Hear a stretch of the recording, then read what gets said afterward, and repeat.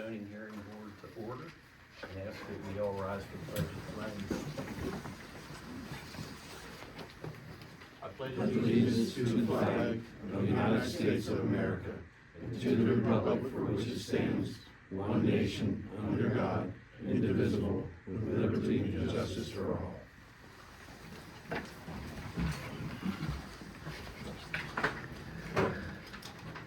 Yeah, I'll start with acknowledgement of declaration of a quorum. We have all three members here tonight, and ask for a review and comment on the February 26th minutes.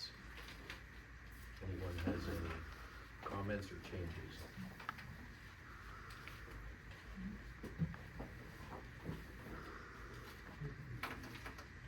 Not to hear a motion to approve. I second. I was asking for a motion. Oh, okay. Sorry. And I second. Okay, all in favor say aye. Aye. Opposed, no. So moved. Yeah.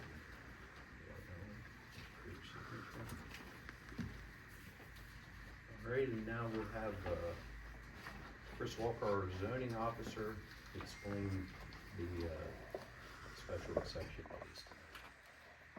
Heidelberg Community Church, located in 1959 and 1965 Smith Station Road, has applied for a zoning hearing for a special exception. The church is looking to expand, adding an additional building and accompanying parking areas. The church is located in our rural resource area agricultural zoning district. The place of worship is permitted with a special exception.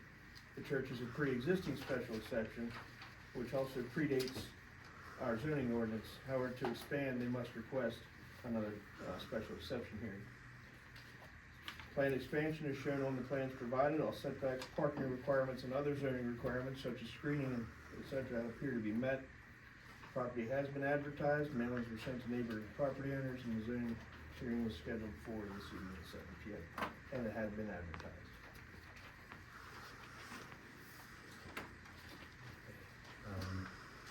Statement of zoning officer, you have anything else to add, Chris, or you, is that about covered? That covers it, Phil. Okay. Okay, we'll now swear in all parties and witnesses who wish to testify. So, raise your hand, please, if you plan to speak tonight. Pastor Scott Brown and Bob Foster with the church. Okay. Anybody else in the audience, if you plan to speak or if you have any comments during the hearing, you have to be sworn in. Okay. We need names. Yes. Derek Mostoller. Derek Hope. Derek Mostoller, M-O-S-T-O-L-L-E-R. Thank you. Steve Carball, C-A-R-B-A-U-G-H. Thank you. Chris Robinstein, K-R-I-S-R-A-U-D-N-S-T-I-N, with Hunter Land Services. So what was your first name again? Chris, K-R-I-S. Michael Schaefer, S-H-A-F-F-E-R. Thank you. Okay, you wanna raise your right hand? Do you swear to tell the truth, the whole truth, and nothing but the truth, so help you God, or affirm? And I got pastor's name, but your name? Robert Foster. Oh, that's right, okay. I may ask you to repeat it again when you talk, I might principal too. Go ahead. Okay, so we got everybody? Okay, and Chris, you're gonna present? Yes, sir. All right, what was yours? Okay. Didn't want to drag the plan out here until everybody was ready to go. We'll do that now. But I can point to it. Would you prefer this to be set up over here, do you think, Andy, or do you want it against that wall over there? It's the same plan we have in front of you. Just might be easier. That's to fine right there.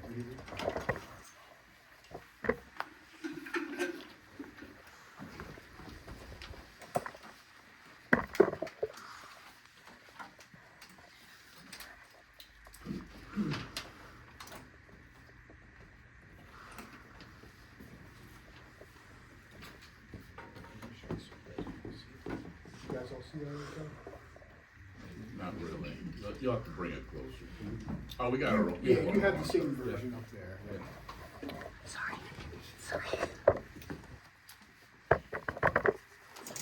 I suppose you could. Set that up for the audience.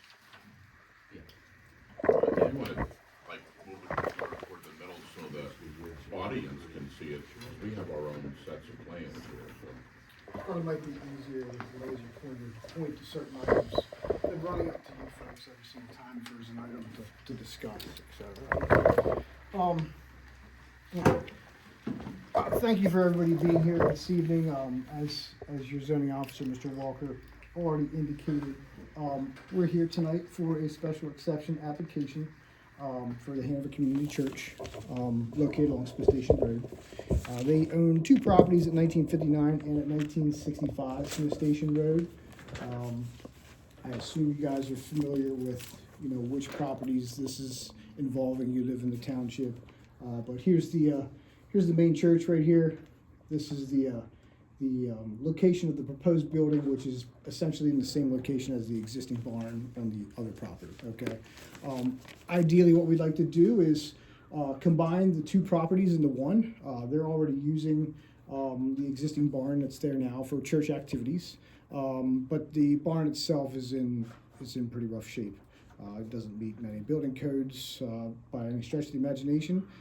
So they intend to, remove the barn and replace it with something that's to date and modern, okay?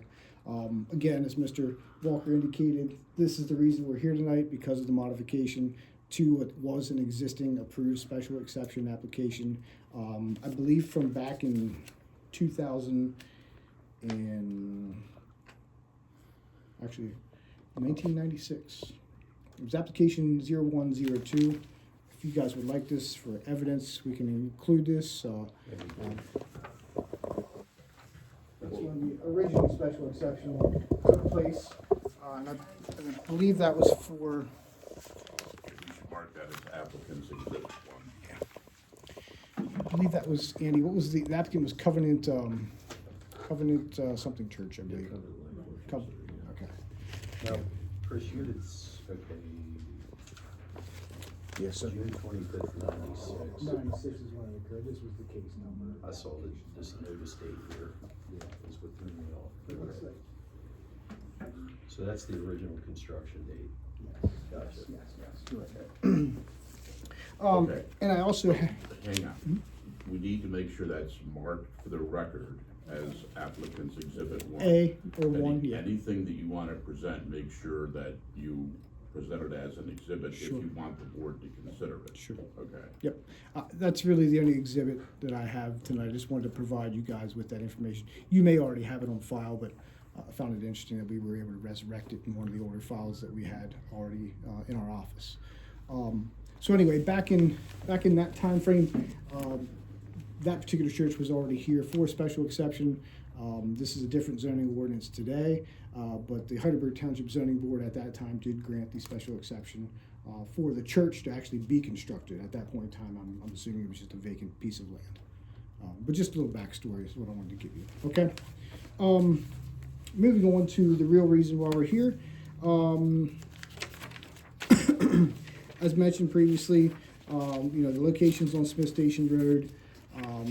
The zoning ordinance allows for this particular use as a special exception. Assuming we go through this process, it's a permitted use. There are certain criteria that we have to meet within the zoning ordinance. And I'm going to go through some of that information with you right now.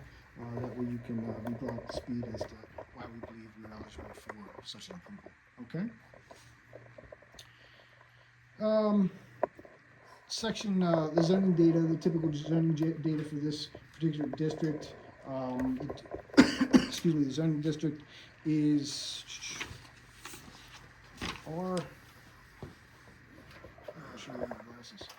It is Rural Resource Area Agricultural District. It's the RRA-A district, okay?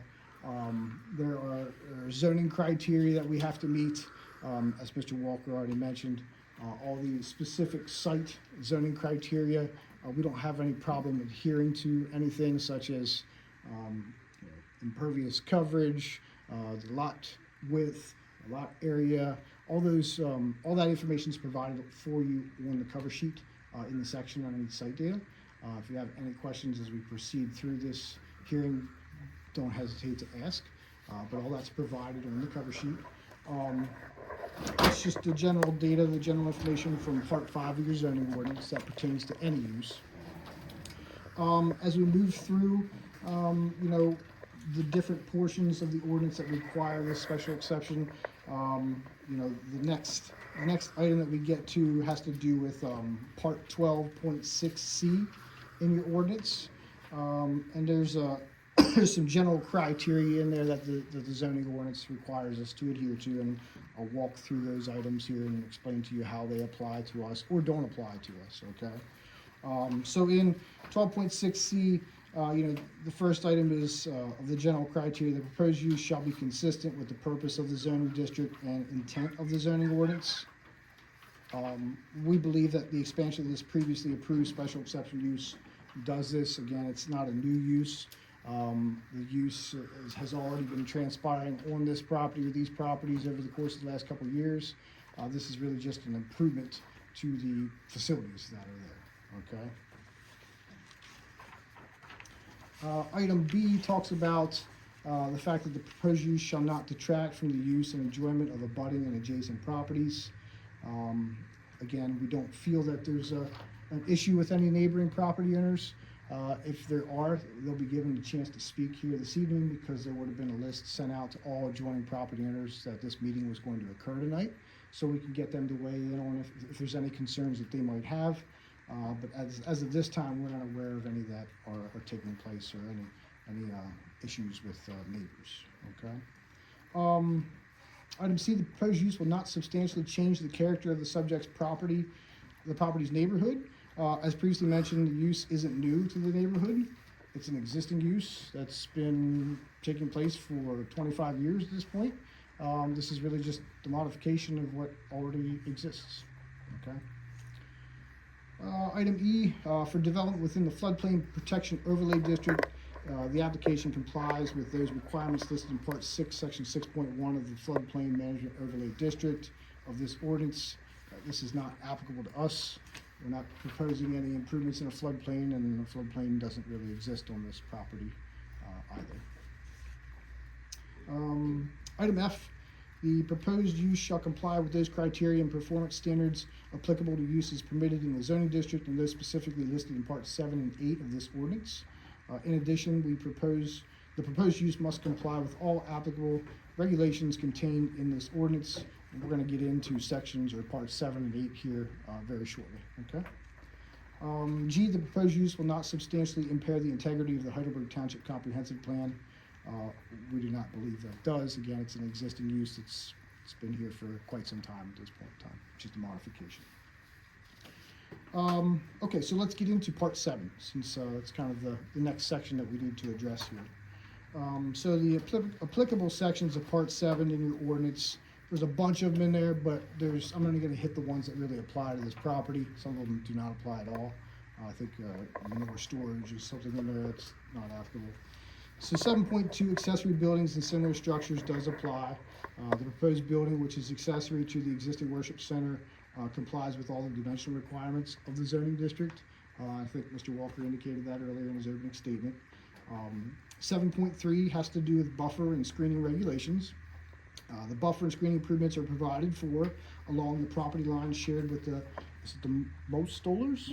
Mostollers? Okay, sorry about that.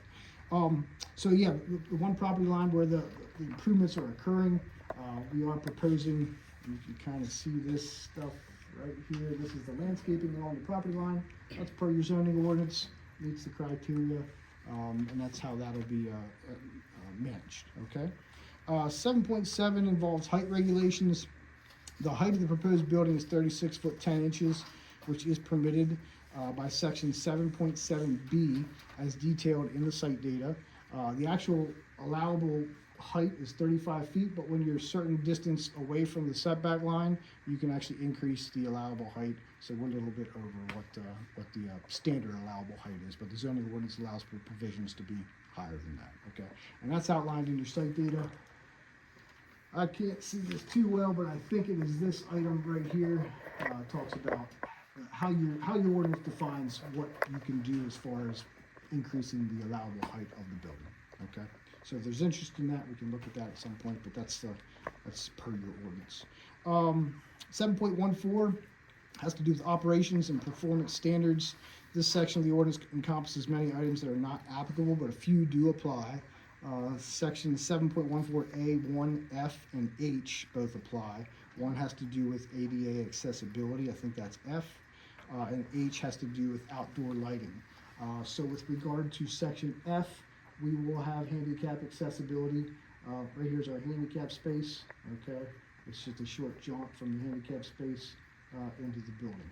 Shouldn't be hard to attain 2% slope and 5% slope longitudinal. We've already planned for that. And then the other one has to do with outdoor lighting. I can flip this plan set over to the second sheet, which shows you the lighting plan, but your lighting plan is included in your documents as well if you want to flip the sheet to sheet 2. You know, all of our lighting requirements were designed by a lighting engineer, and there are no lumens being broadcast onto neighboring properties. All the light is being directed down onto the property below the light, okay? Last but not least, in part 7 is 7.28, water and sewage disposal facilities. The proposed building will utilize the existing septic system located on the southern side, which is this little emblem right here. That's the existing septic location. We'll modify the piping on how everything goes into the system a little bit, but the bed itself is already sized accordingly to what it needs to be in discussions with your township SEO. Okay, let's move on. Part 8.4, AA, are the specific regs and requirements that your ordinance states that we must adhere to for a worship center use. Item 1 states that in the DGA-R or DGA-MR zoning districts, any permitted place of worship shall maintain an exterior appearance that is compatible with any existing dwellings and buildings in the neighborhood. This section really doesn't apply because this property is located in the RRA-A zone and not the 2 zones that I just mentioned. So that item is not applicable. Item 2 talks about primary passenger drop-off and pickup areas, and they should be provided on the site and arranged so that the passengers do not have to cross traffic lanes or adjacent to the site, and passenger drop-off and pickup areas shall be located in a manner that minimizes detrimental traffic impacts to both pedestrian and vehicular movement on the surrounding neighborhood. Again, the existing worship center, which is right here, they have an overhang here that's set up already for drop-off, pickup. As far as I know, it's been functioning fine for you guys for many years. So I don't think there's any issue with that particular concern. Item 3 talks about all places of worship and with attendance or seating capacity for a congregation of 250 or more shall front and have access to an arterial or collector road as provided in the most recent version of the Heidelberg Township comp plan.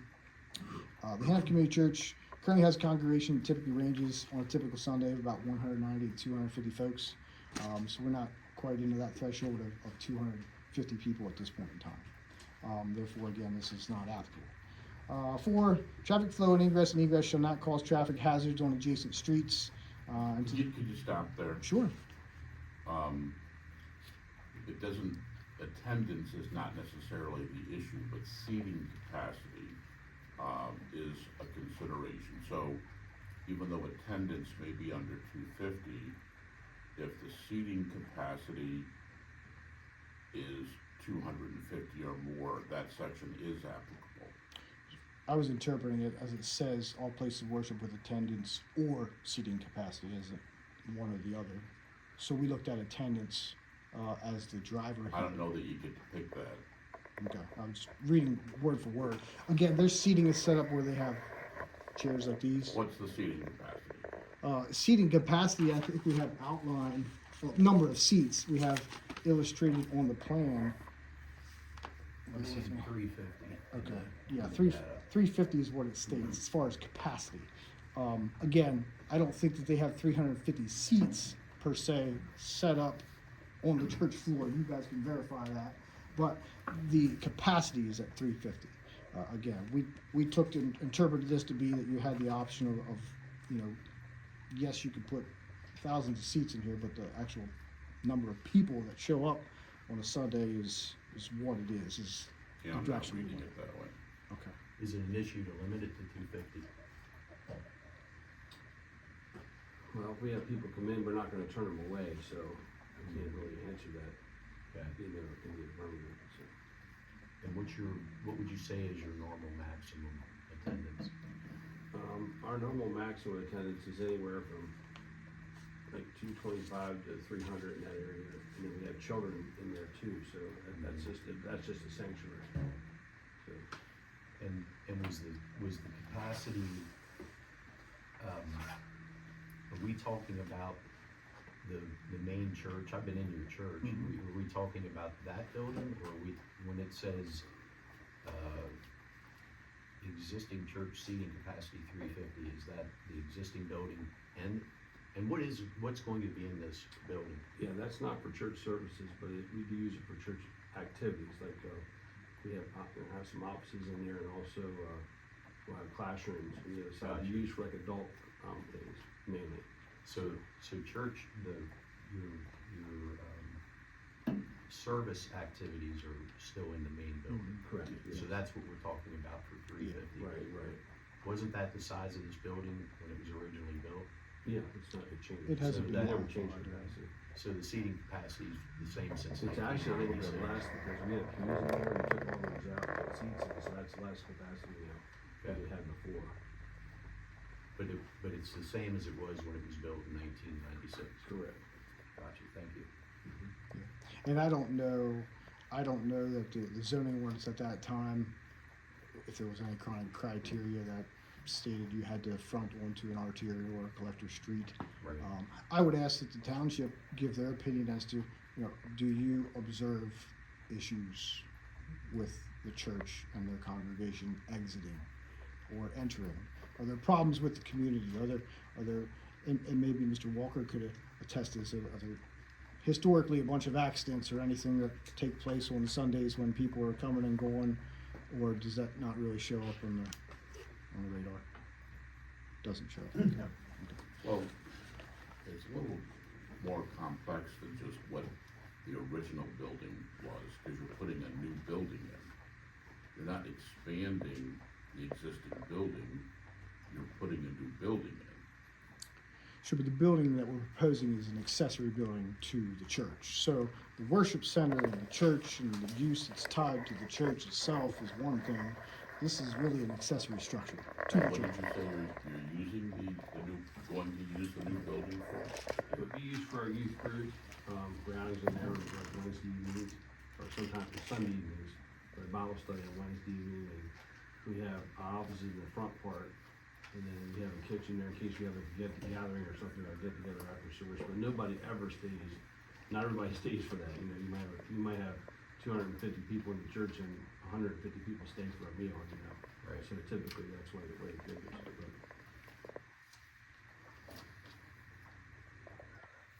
Sorry, Chris. That's okay. Okay, so I think we were just starting part 8.4. Yeah, we were number 2. We talked about the drop off and pickup, and then we talked about the number of seats. That's item 3.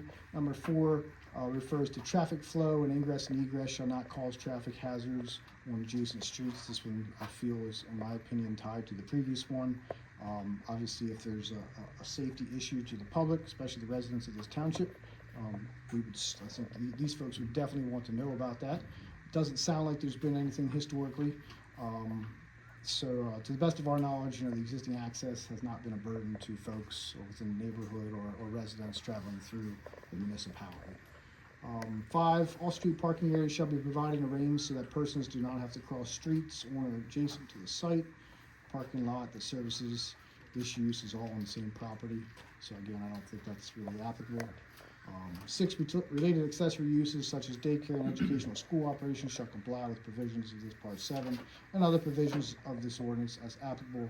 And we already kind of went through part 7 previously. Okay. Your planning commission, I believe on March 12th, I think it was, gave a favorable recommendation for this particular modification to the existing special exception use. So there was no, I don't think, from my knowledge, any pushback in that department. With regard to anything more on the plan, we meet all the requirements for the parking, so there's no issue there. Hey, Chris? Yeah. Just a question there, and I think you're still fine, but in the calculation, you based it on square footage. If you do one space for 3 seats, that, then I'm assuming we would need to use the 350. So we'd need 117, but you have 205 regardless. Yes. So, okay. Okay, go ahead. So other than the parking, you know, there's some other landscaping, some interior landscaping that we were required to propose with, to meet the zoning ordinance for our new parking area. We talked about the lighting a little bit.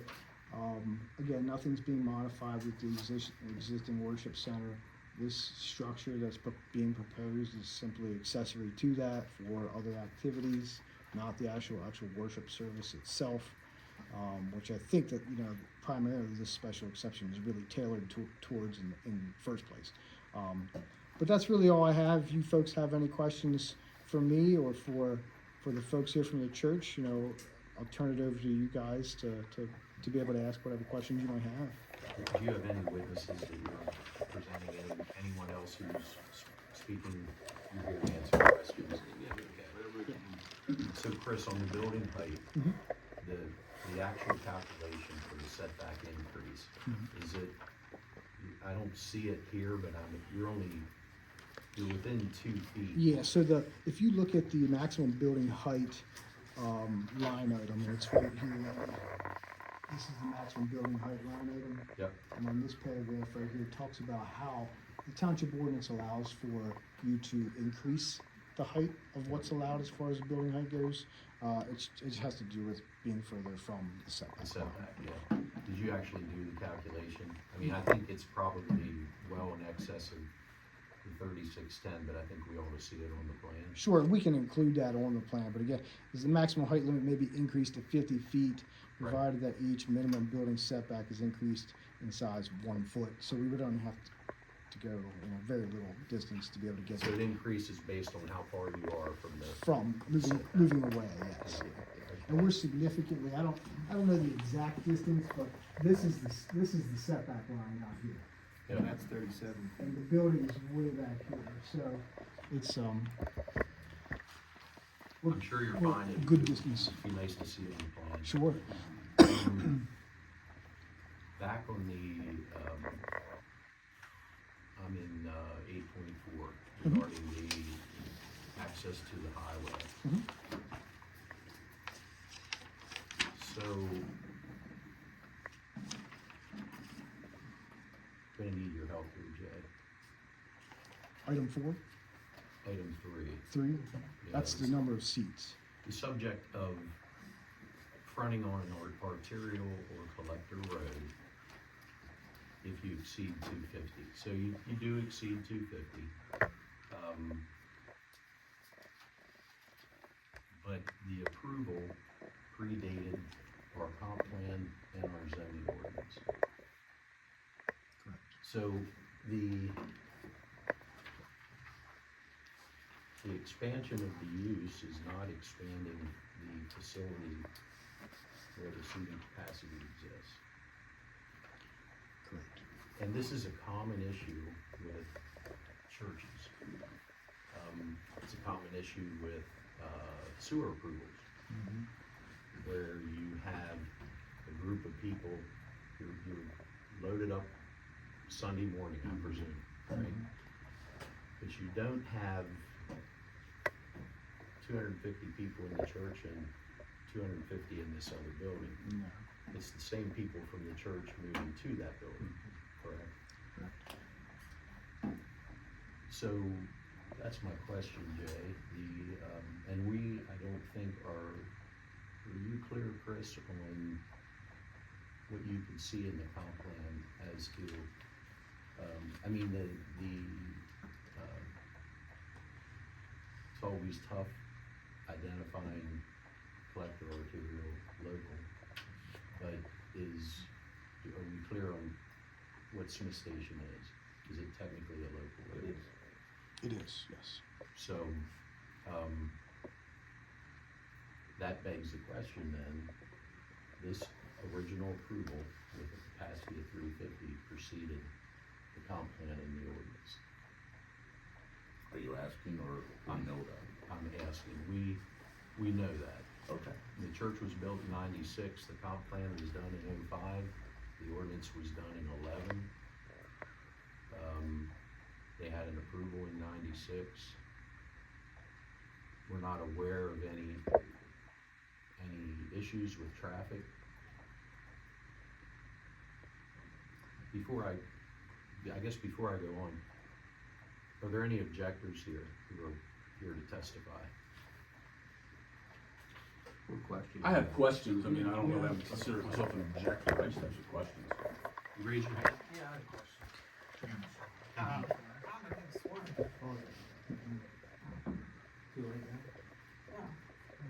Go ahead. Raise your right hand. Do you swear to tell the truth, the whole truth, and nothing but the truth so help you God, or affirm? And please state your name and address. Mark, yes, and Mark Hudak, 929 Porter's Road. Okay. You have a question? Yeah, I think that's a very good point. I think, so you saw the previous zoning decision on what was approved and what the layout was of the church at that time? Is that what you're saying, that that's available on what we approved 1996? The church remains the same, yes. But it's the approval, you're saying that we approved that, right? The township approved it, so you're relying on that decision in 1996 on capacity being 350, right? Not sure what you mean by What I'm saying is you're The church was saying built in it was- 96. Right. The capacity was 350 in 96. Is that your question? I'm saying verifying, supporting it through the decision that you're relying on, right? We don't know what you weren't here and I wasn't here. What did they say at that time on that property? Right? Was it 350? Did they say it should be 250? They approved what was built and what exists now.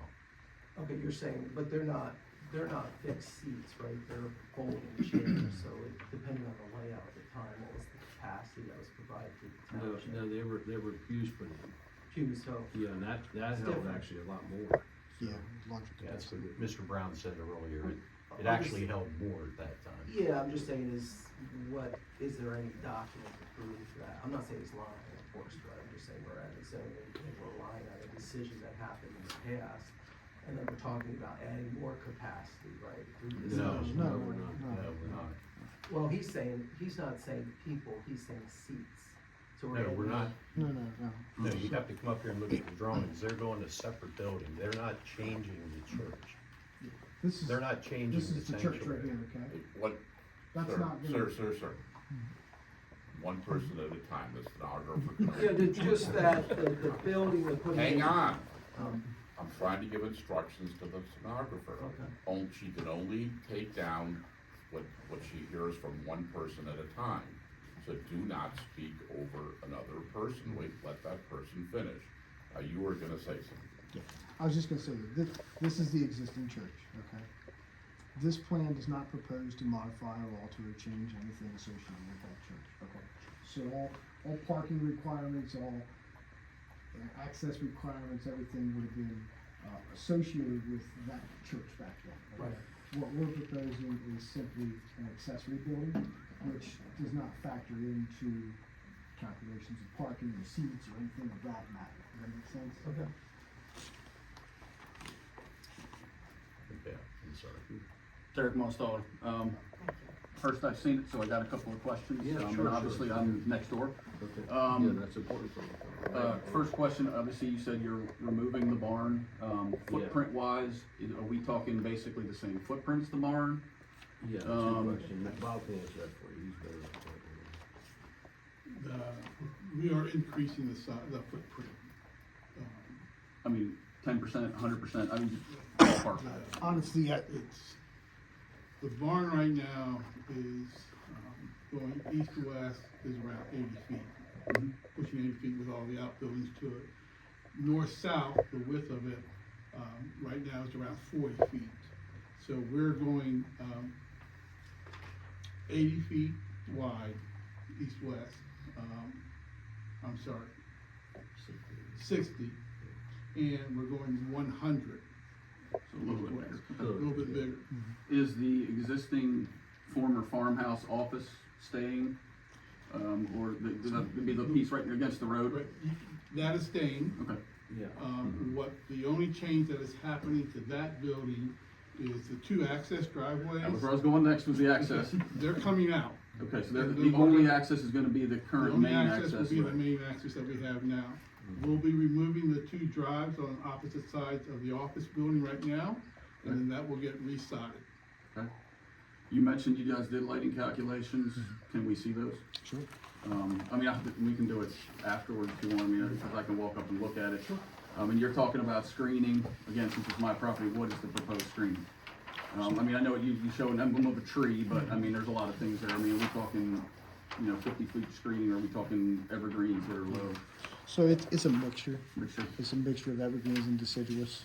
Okay. It's gotta meet their ordinance. Sure. So whatever that prescribes is what will have to be planted here. I'm sure if you're interested in having something a little above and beyond that, you could probably plant something along your property line as well if you don't wanna look at it. Obviously, the new building's gonna look a lot nicer than what the current building looks like. And you said, The exist- barn too. that's what I was just gonna ask, do you have a rendering of the proposed building? We don't have it here tonight, no. Yeah. This is, hold on one second. This is the existing septic system, so Right. you probably can see where that is. Yeah, absolutely. Yep. The barn's right on this side of the septic system, okay? The new building's gonna be on the same side of the septic system, so it's not gonna be any closer to you folks.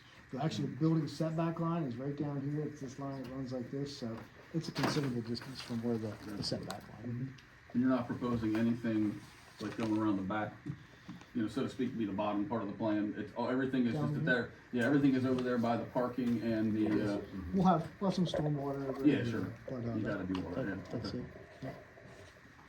Are you proposing, I mean, I know you guys have obviously done weddings and things like that in the barn, I mean, is that something that would still be a similar use in Well, it's a the proposed? possibility. Obviously, you can't Yeah. plan that, I understand that. Because some people do receptions there and they do the barn in the church Church, houses, yeah. so it's just a mixture. It depends on the couple. The new building will not look like the existing barn. It's gonna be more of an equestrian style with two lower wings and the one main wing. How tall is the existing I barn? I was gonna ask that too, yeah, it's gotta be, Hard to get that number. it's higher than that. The sidewalls themselves, I know, are 22 foot. That's just a sidewall, and then it has the Dutch roof that goes up, so I'm gonna say it's at least 40 foot. It's gotta be 35 foot at minimum. And then there's the silo that's all on. the east Solid end. sticks up, obviously.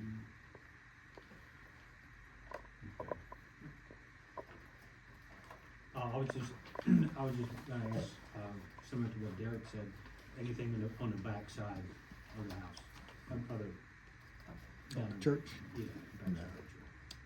No. The church's existing septic system is over here. All of our improvements will basically be from about here and in this area right here, okay? All the way right there. Like I said, we have to have some stormwater, it's a requirement, it's gonna end up in here somewhere. But the improvements of what you see, which this is the parking right here, this is the building, these are the elimination of the two existing driveways. All the traffic will funnel out the existing entrance.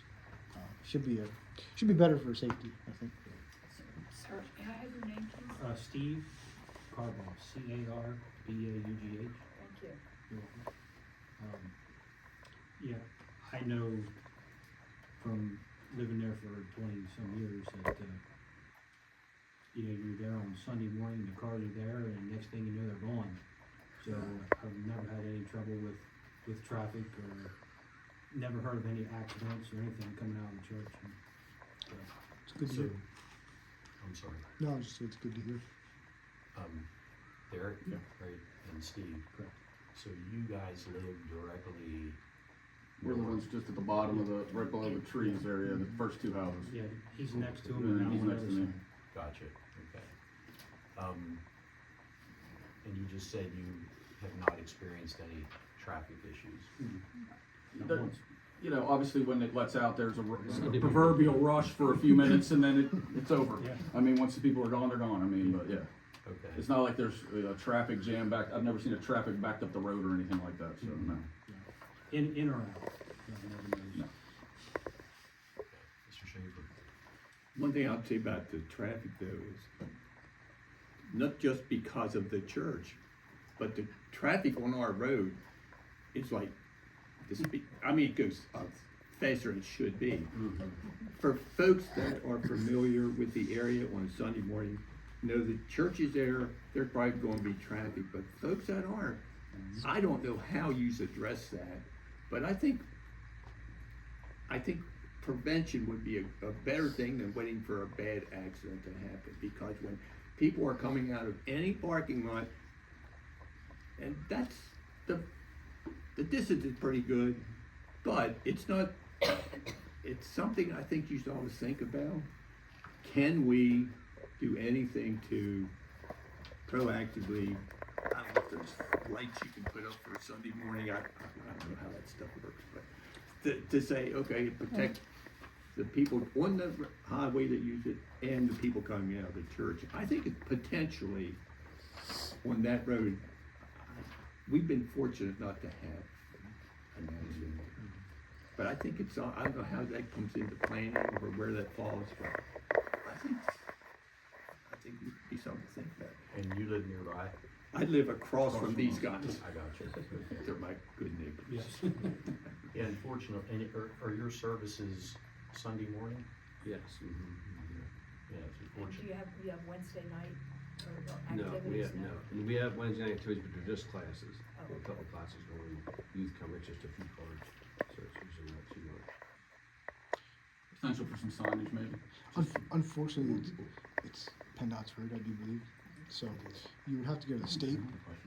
You'd have to go to the state, it's PennDOT's road. Yeah, I don't know how that works. I've seen both groups plow. It's, We plow it. I was gonna say, I've seen both groups plowing, I've never known whose road that was, That's it. Learned something We tonight. plow it. That's it. Yeah, to alter, or change signage or add signage or anything Yeah, like that's that. PennDOT road, that's a you'd have different to animal. Go to the state for that.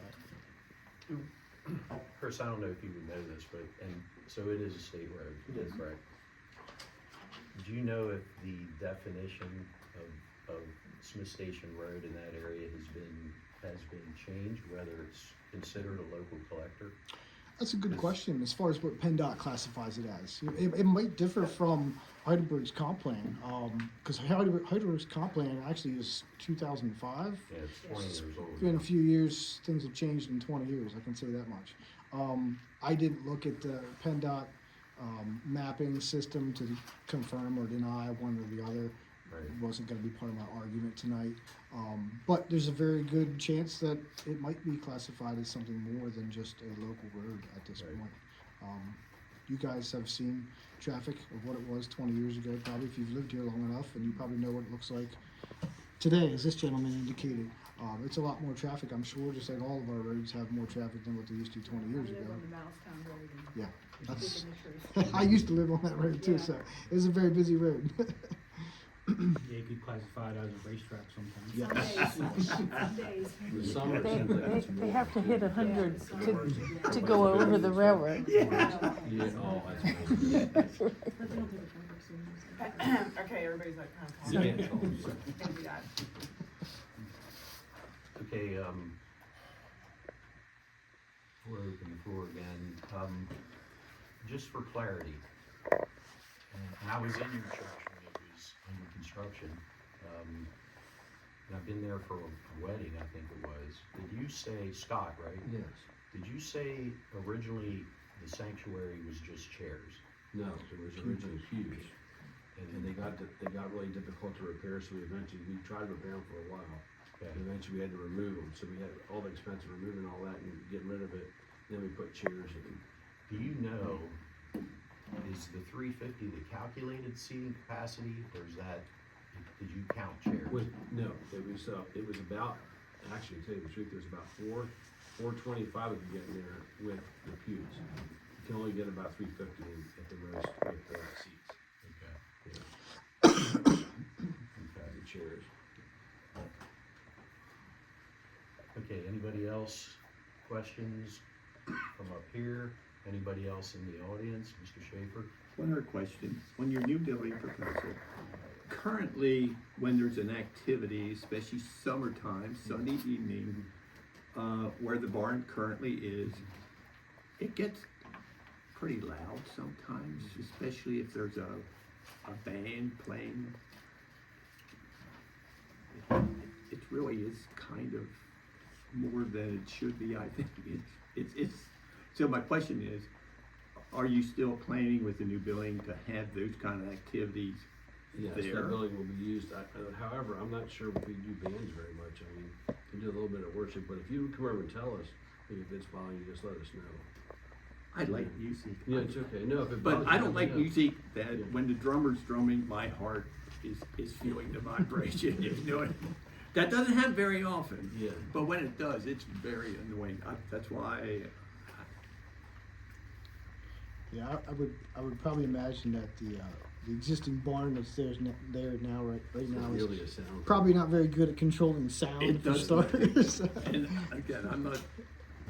Yeah, it's okay, I understand. But it does. It's quite loud sometimes. The existing barn has got the steel siding. After the steel siding, there's some chestnut lumber. That's all there is. We're gonna be using, standard construction methods with insulation, both on the walls and in the roof. So if there is any music inside the building, it should be much quieter than what you may be hearing now. How about outside the building? Well, Plus do it's you air. think there'll be activities? They may be going, this is only an assumption on my part, they may be going outside because of the size of the building. With the area that we're proposing and providing, for activities inside,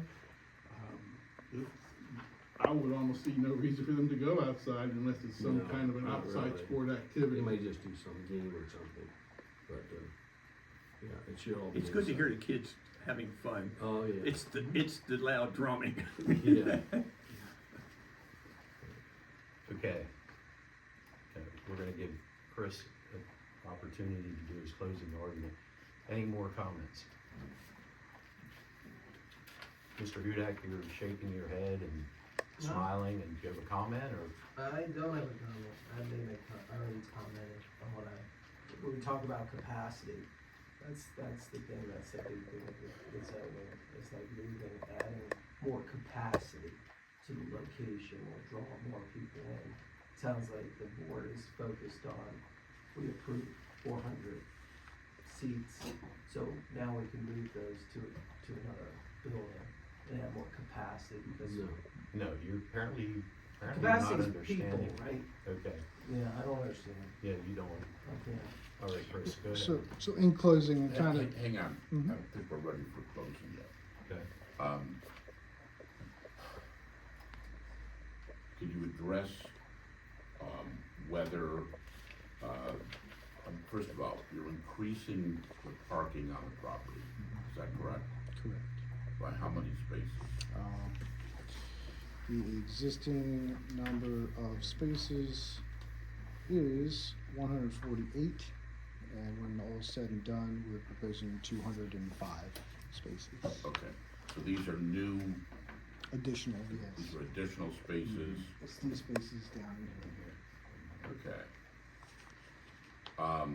So, I don't think you addressed section 10.1 parking general requirements in your presentation.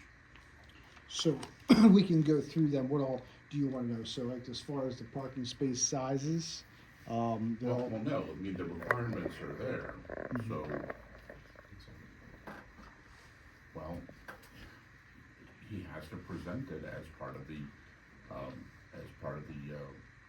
we're not just gonna read the application and the plan into the record, okay? So, so, section, what, you went through the other sections. yes, Okay, yes. so I think you need to go through 10.1 because you're substantially increasing the parking. Okay. So your ordinance allows for a calculation, based on seating capacity or one space per 250 square foot of gross floor area, okay? Do you know what section 10.1 is? Now, I don't have the ordinance in front of me, but if you Well, want. it's not about seating, it's not about capacity versus spaces, okay? I'll look. If that's what you had mentioned parking, so I assume that's what you were.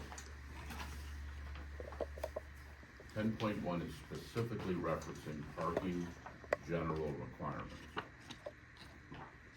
So, I mean, if it's on the plan, you wanna read into the record what's in the plan, or, you know, or use that as your basis for your contention that it meets section 10.1, that's up to you. But I think you need to address section 10.1 as part of your application. So 10.1 has sections A through I. Is there a particular, some of this stuff is redundant, it talks about buffer yards that we already went through. Is there a certain portion? You need to present what you think, whether you think this is applicable, not applicable. Okay. I'm telling you, I think you need to review it on Okay. behalf of your client. All right, well, we'll go through each one, item by item. Okay, so 10.1, section A, which is the first one, says off-street parking facilities shall be provided whenever a building is constructed or a new use is established. Again, we're proposing parking, so I think that's satisfied. Item 2, the use of an existing building or structure is changed to a use requiring more parking facilities. Again, we're changing the barn from a barn to this proposed building, so we are adding additional spaces to do so. Item 3, an existing building or structure or use is altered or enlarged so as to increase the amount of parking required. Again, same thing, we're adding parking spaces because we are modifying this existing structure that's there. B, the term parking space includes either covered garage space or uncovered, improved, and stabilized parking space located off the public right-of-way. It's more of a statement, so there's really nothing to say there. C, all multifamily and non-residential uses shall provide handicap parking spaces in accordance with the ADA Act for buildings and facilities developed by the U.S. Architectural and Transportation Barriers. Again, we talked about that earlier. We have our ADA space right here. The accessible route is to the front door. Well, is it your testimony that it complies with the ADA accessibility guidelines for buildings and facilities developed by the U.S. Architectural and Transportation Barriers Compliance Board? Correct, yeah. Okay. Item D in the DGAR and DGAMR, again, I don't think we have to read any further, neither one of those are the zones that we're talking about here, so that's. And backing up to that ADA issue, is that noted on the plan? The ADA spaces, or what do you want to know Well, specifically? it says in C that, all that compliance, should be certified in writing or a plan note that the zoning permit application complies with all those ADA requirements. So have you certified that, or is there a note to that effect on the plan? We haven't provided like a note certifying specifics to ADA designed ramps. We're providing the spaces and the adequate access for the accessible route from one parking space to the front door. I'm just telling you what the ordinance requires. It requires certification in writing or a note on the plan that it complies with those provisions of the ADA. Okay. Yeah, I don't think we have a note in the plans. We can certify something here this evening if you would I think prefer if to you have do the that. note on the plan, when the, For the land development plan approval, we can certainly do that, yes. right, yeah, Yeah. and then when the inspection's done on site, they'll check all your ADA compliance. Correct, yeah. As part of the building permit review process, that's where that's going to come into play more than likely. Item E, for non-residential uses, parking facilities shall not be closer than 15 feet to any street right-of-way line. We do not have any parking spaces closer than 15 feet to the right-of-way line.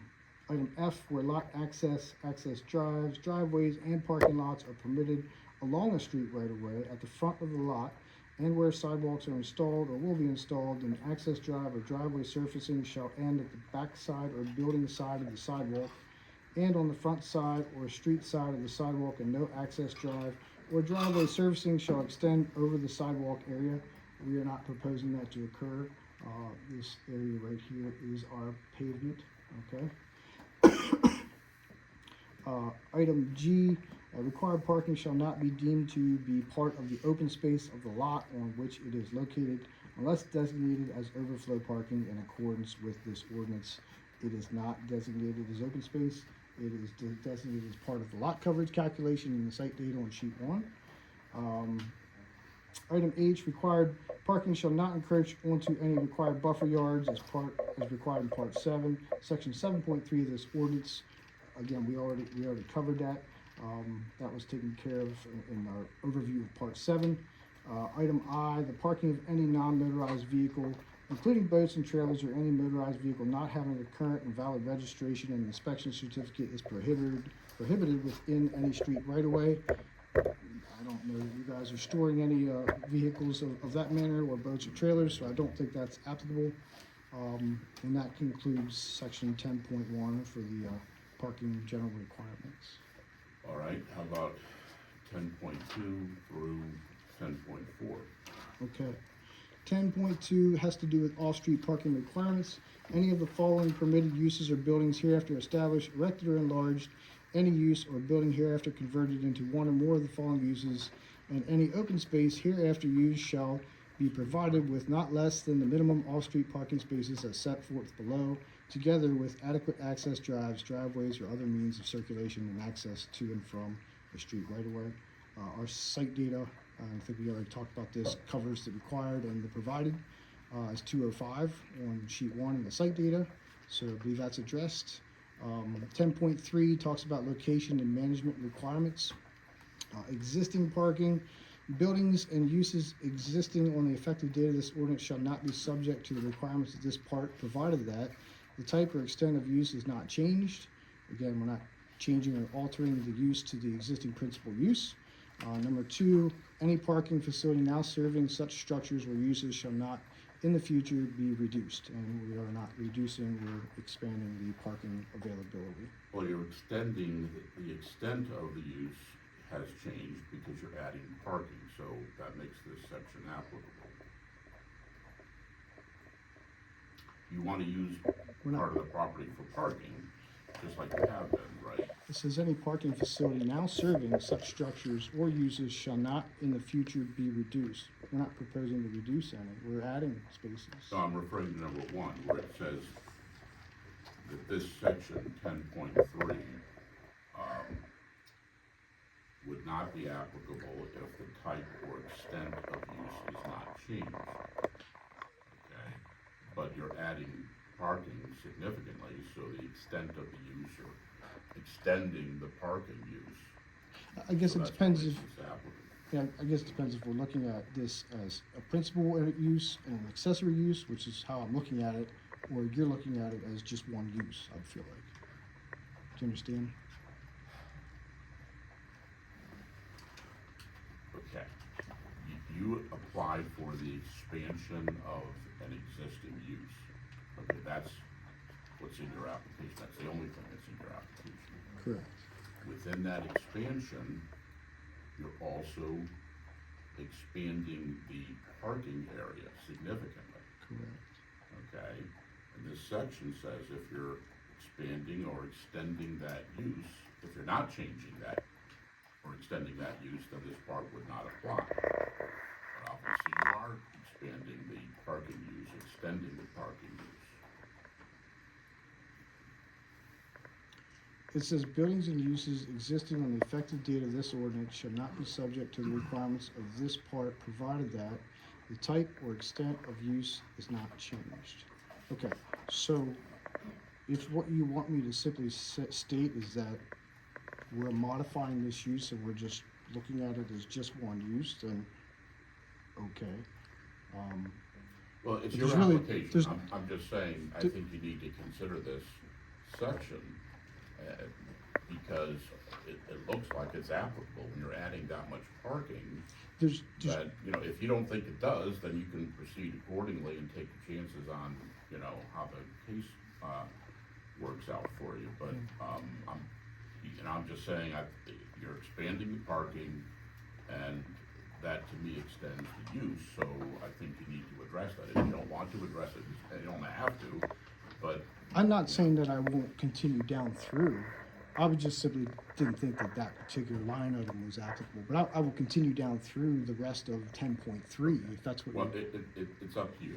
If you don't wanna, if you don't think it's applicable and that's your position, then you could take that position with the board and proceed accordingly. No, I think you just misunderstood me. I'm going to work down through the rest of 10.3 Okay, and fine. 4. Go ahead and do that then. When we get to section B, it talks about changes in requirements. When the intensity of use of any building, structure, or premises shall be increased through additional dwelling units, gross floor area, seating capacity, or other units of measurement specified herein for required parking facilities shall be provided for such increase in intensity of use in the amount by which the requirements for the increase in intensity would exceed those for the existing use if the latter were subject to the parking provisions of this ordinance. And again, I think we've outlined in the site data how we're accounting for the additional space, the gross floor area with the parking spaces.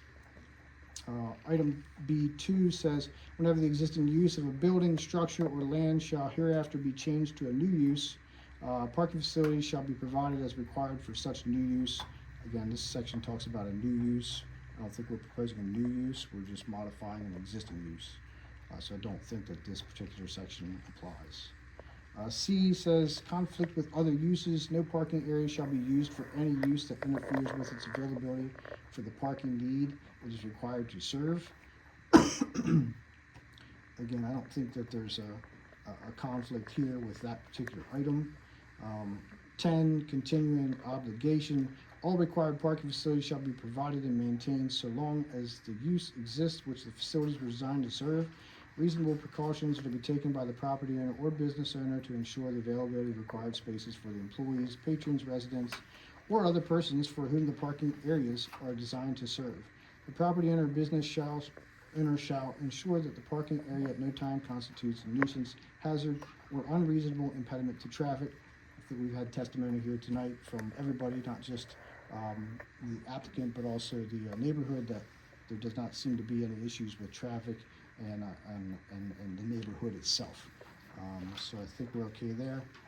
Item E talks about computation of spaces. It says required parking spaces shall be calculated for each individual use. Common acknowledged. Where the computation of required parking spaces results in a fractional number, any fraction shall be counted as one full space. Location of spaces.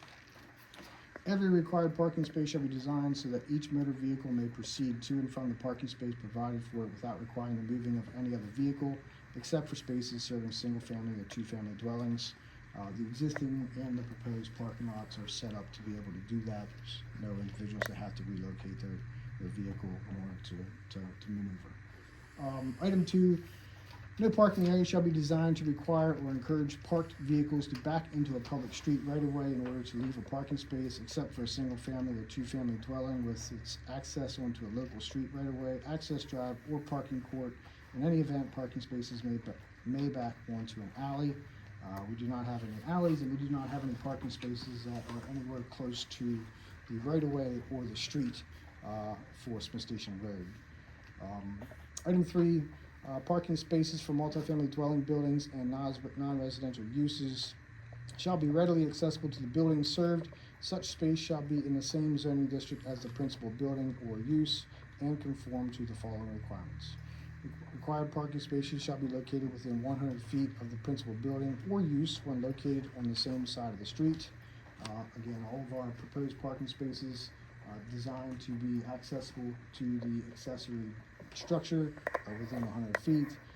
B, required parking. Hang on, I don't think that's what it says. Required parking spaces shall be located within 100 feet of the principal building or use when located on the same side of the street. It's on the same side of the street, that's not an issue. Correct. But are the required parking spaces located within 100 feet of the principal building or use? Again, I would have to measure, I don't know for sure, but these parking spaces are not intended for that use. They're intended for the It building that doesn't we're matter, it constructing. says the parking spaces have to be within 100 feet of the principal use. Pretty sure it is. You can measure it. I don't wanna give false testimony, so we'll measure it. If it's important.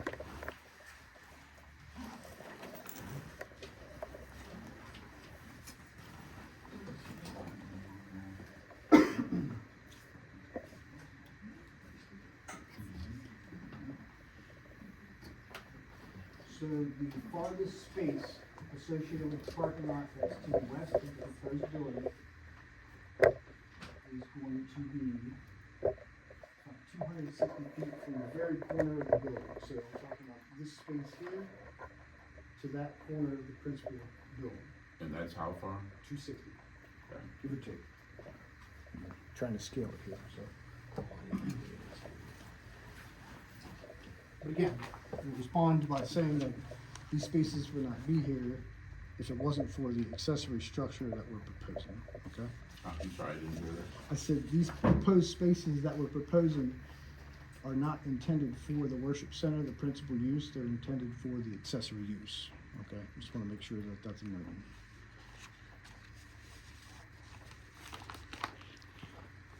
Okay. B, required parking spaces shall be located within 300 feet of the principal building or use when linked to a pedestrian trail or sidewalk when located on the same side of the street. Again, going back to the previous one, we didn't deem these spaces as part of what should be assigned to an existing worship center. But if we need to provide some type of additional access, we have the means to be able to connect all of these spaces with this sidewalk that runs like this and up here, and then we could run the sidewalk up around if we needed to in order to comply with that particular section. Okay, but if they're not to be used for the principal use, then the parking to seating capacity issue should be based on the seating capacity of the accessory use. It is. So if you look at the site data in the cover sheet, the proposed place of worship, the new building, we have the square footage divided by the 250, gives you 27 spaces. Those are the additional spaces that we're proposing. Well, that's not what I'm saying. You're contending that this is in effect a parking area dedicated for those who are using the accessory use, parking their cars and using the accessory use. Correct. Okay, so to determine how many parking spaces you need for that accessory use, you need to use that square footage or seating capacity ratio, which I believe was what, 1 to 3 for seating capacity. Again, it gives you the option, or. Well, you're Gives saying you- it gives does, you- but I'm telling you that's not the way I'm reading it. Okay. So, if you're telling us that those parking spaces are dedicated for the accessory use, then we don't use the seating capacity and the principal use to determine if they're correct. We use the capacity and the accessory use, seating capacity or, attendance. So, you don't have, attendance there, because the building doesn't exist yet. But, we'd have to, I think, at least estimate some reasonable seating capacity for the building. That's what we were doing when we arrived at the 27 parking spaces.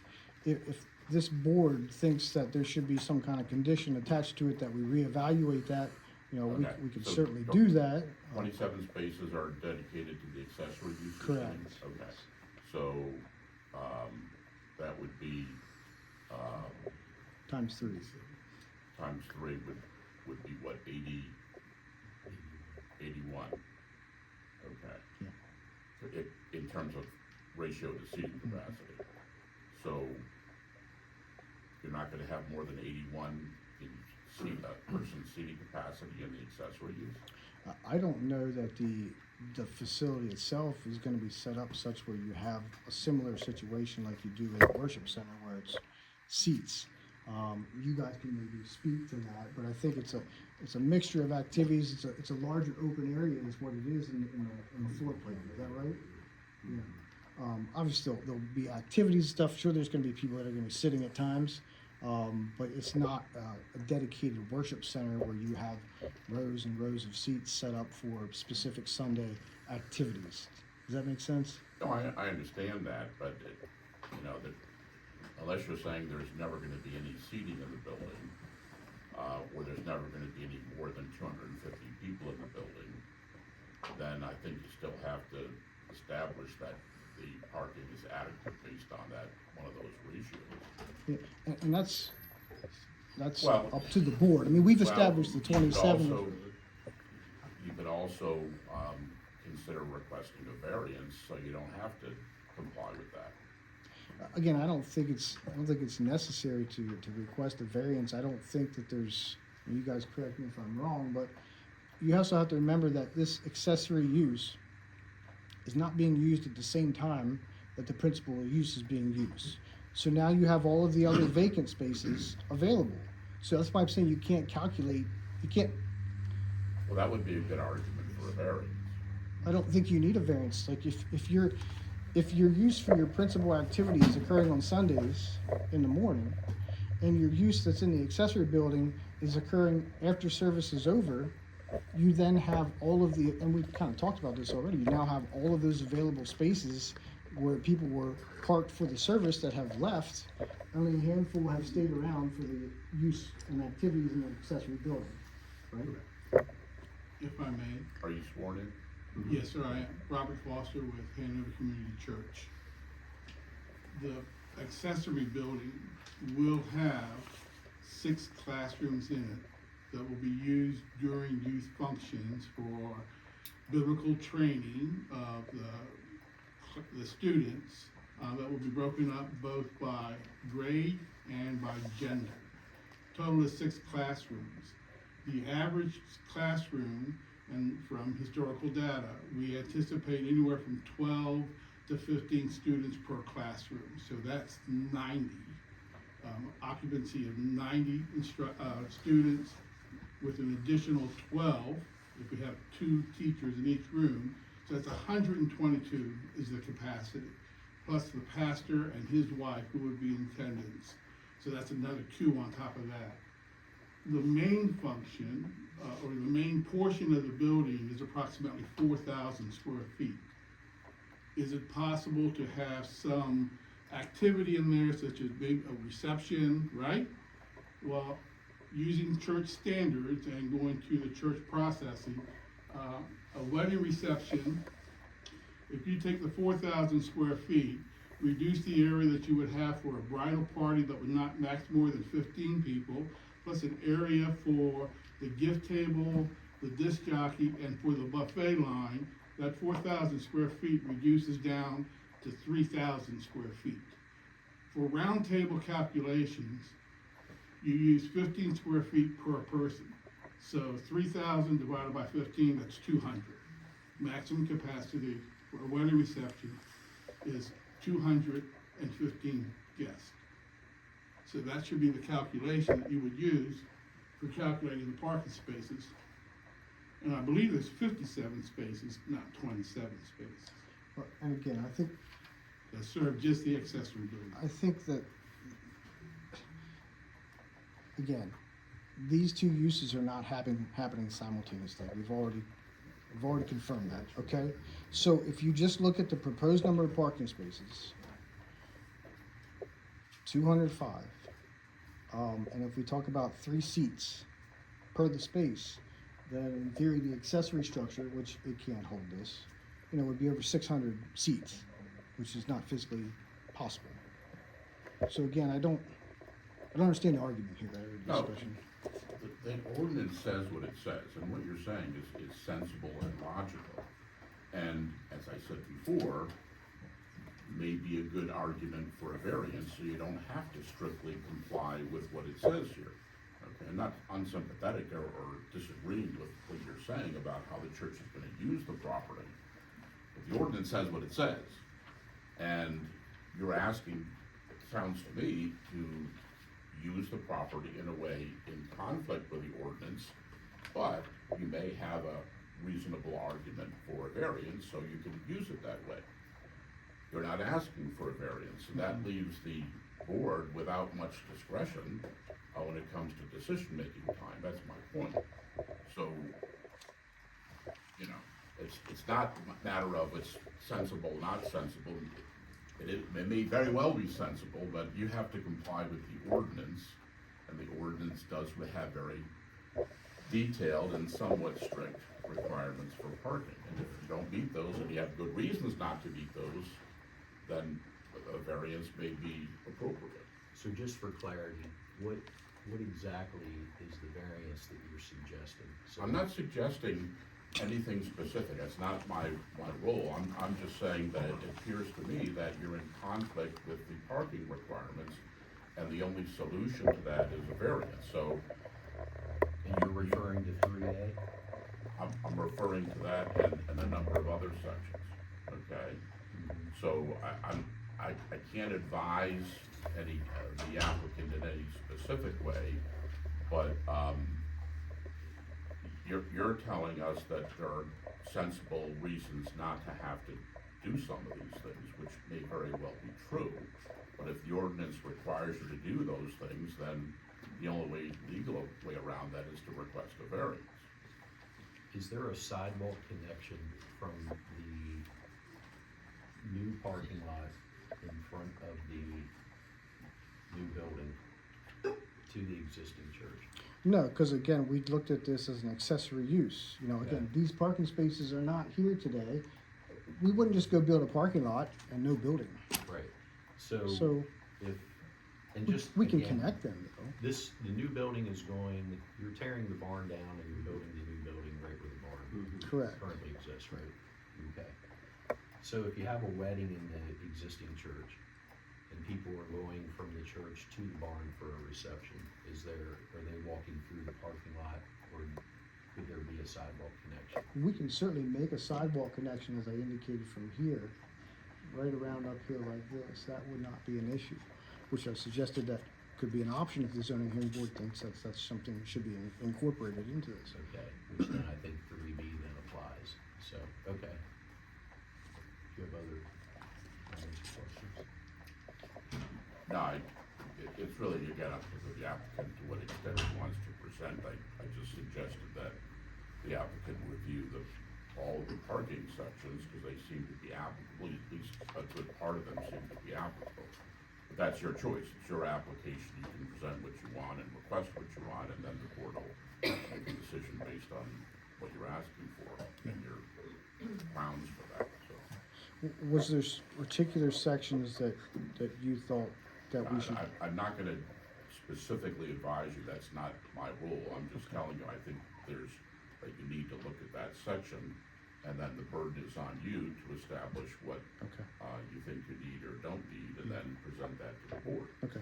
Again, with regard to 3A and 3B, that involves a distance measurement from the principal building to where the parking spaces are.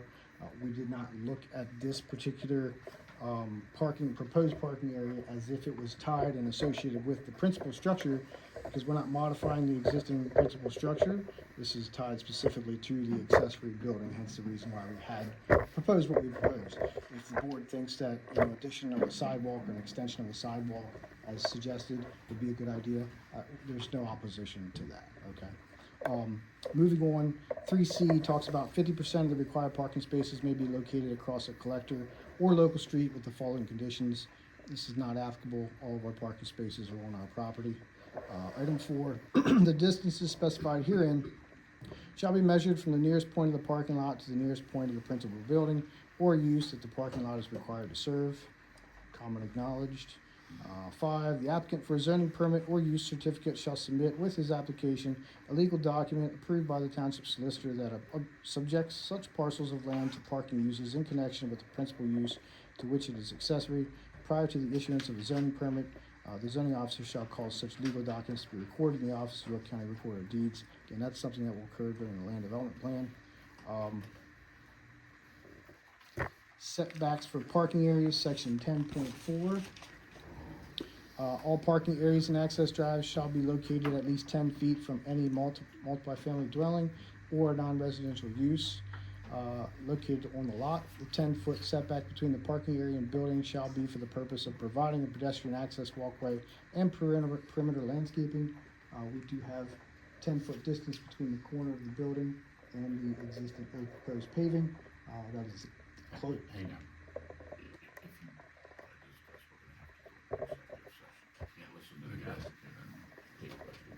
Go ahead. So there's a 10-foot distance which meets your ordinance right here. This is the closest proximity from the building to the proposed paving, so we can comply with that. Item 2, all parking areas and access drives shall be at least 10 feet from any side or rear lot line, except for where buffer yards are required, in which case the standards set forth in Part 7, Section 7.3 of this ordinance shall apply. Again, we already went through 7.3. None of our parking areas and access drives shall be any closer than 10 feet from any side or rear property lines. And we go to item 3, talks about no off-street parking areas shall be located within the public right-of-way. We're not proposing any within the public right-of-way. B, parking stall and aisle standards. In all zoning districts, non-compact parking spaces per vehicle shall not be less than 9 feet wide and 19 feet long. That's exactly the dimensions that we're proposing for our parking spaces. Parking space and aisle dimensions shall not be less than those listed in the following table. We have 90-degree parking, therefore and two-way traffic, therefore we require to have 25 feet. We do have 25 feet in between our parking stalls and the access aisles. All dead-end parking lots shall be designed to provide sufficient backup area for the end parking spaces of the parking area. This shall include designing the end spaces to prevent backing up into an aisle, other than the one on which the end space directly accesses. We have some end spaces right here. They have the ability to back up. We have a radius there and a bump out that they can make that happen.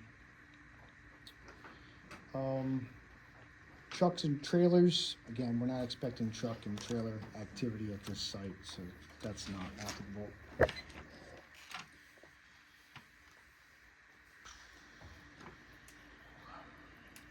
Drainage, surfacing, and maintenance. I mean, I think we comply with all this. I don't know if you guys, I think I'm boring you probably with what I'm reading I here. don't think we need to go through this level of detail. Curbing, we're not proposing any curbing. It is deemed a decision by your township engineer that he may allow us to not do curbing. We will wait till we get to the land development plan approval process for that. We've already had one review, and I do not believe there was any pushback from the township on continuing the existing open section parking area and not proposing any curbing. So I don't think that that's going to apply. Section E on lighting, we already talked about. Landscaping, section F, we already talked about. Section G says prohibited uses of a parking lot. Automobile parking lots are for the sole purposes of accommodating the passenger vehicles of persons associated with the use that requires them. Parking lots shall not be used for the following: sale and display of storage or automobiles or other merchandise, parking, storage, vehicles accessory to the use, performing services, including services to vehicles, loading and unloading purposes except during hours when business operations are suspended, temporary storage units and waste disposal, recreational vehicle parking.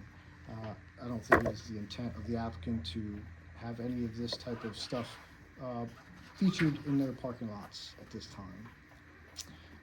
The schedule of requiring parking spaces defines the number of spaces that are required. If you flip to page 203, place of worship and related uses, it says 1 space per 3 seats based on maximum seating capacity, or 1 space per 250 square feet of gross floor area, which we already talked about ad nauseum, that we use the 1 per 250 square foot of gross floor area. We're not asking for any parking reductions or alterations. We're not asking to do any shared parking. We are not asking to do any compact vehicle parking. And that concludes the section 10-4 on parking.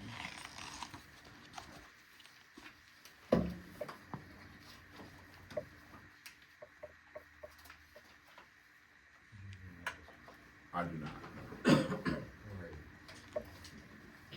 Any other questions? Chris, do you have closing arguments? Yeah, I think I would just say by, summarizing what we went over tonight, which was a lot for everybody to listen to, I apologize in advance. But I think that, the proposed accessory use, the modification to the existing special exception that we're asking for tonight, we comply with all of the intent of this zoning ordinance from a health and safety perspective. And I think we've talked about and hit all the important features and points that would be important for this township to recognize that, this activity, this proposed alteration is not gonna impact the neighborhood and the continuity of this municipality. All right, we're gonna take a brief executive session, ask a question or two of our solicitor. You're taking a recess to meet with your attorney to obtain legal advice? That is correct. Very good. Yep. That one's on. Yeah.